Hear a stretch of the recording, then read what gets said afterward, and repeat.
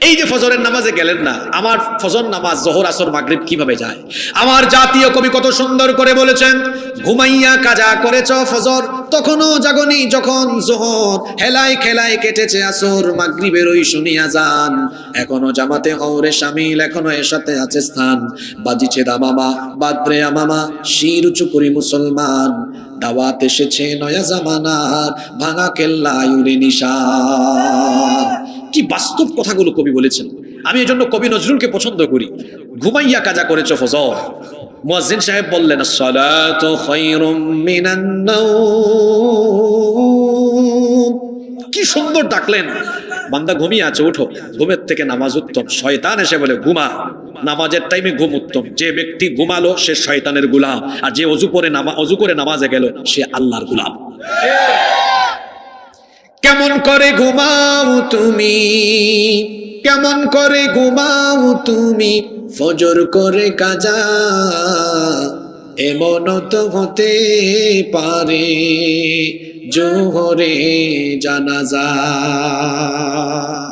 হতে পারে কি পারে না? গত পরশু আমি সিলেটে ছিলাম, গত 4 দিন, আজকেই আসছি সিলেট থেকে। আপনাদেরকে কষ্ট দেওয়ার কারণ এটা, এই পথে জ্যাম ছিল। গত পরশু দিন আমার এক আত্মীয়, শোনেন বাবারা, যুবক ভাইরা শোনেন, আমার আত্মীয়, আমার রিলেটিভ, তিনি মোটরসাইকেলে করে রওনা দিয়েছেন। একদম তরতাজা সুস্থ একজন মানুষ, মোটরসাইকেলে করে রওনা দিয়েছেন। কোনো গাড়ি তাকে ধাক্কাও মারে নাই, কেউ তার উপরে এসে পড়েও নাই। আসলে যার মউত যেভাবে, একটা ট্রাক নষ্ট দাঁড়িয়ে থাকা, উনি কি করছেন, গাড়ি চালাইতে চালাইতে স্বেচ্ছায় গিয়ে ওই গাড়ির সাথে ধাক্কা খায়া আল্লাহর বান্দা এমন ভাবে মারাও গিয়েছেন, শরীরের কোথাও কোনো জায়গায় ফাটে নাই টাটে নাই, হয়তো খুব জোরে বাড়ি খাইছেন, জায়গায় মারা গেলেন। এই লোকটা কি 2 মিনিট আগে জানতেন মারা যাবেন? আমাদের পীর সাহেব মরহুম মাওলানা গোলাম সারোয়ার সাঈদী এই নামাজ নিয়ে বেশি কথা বলতেন।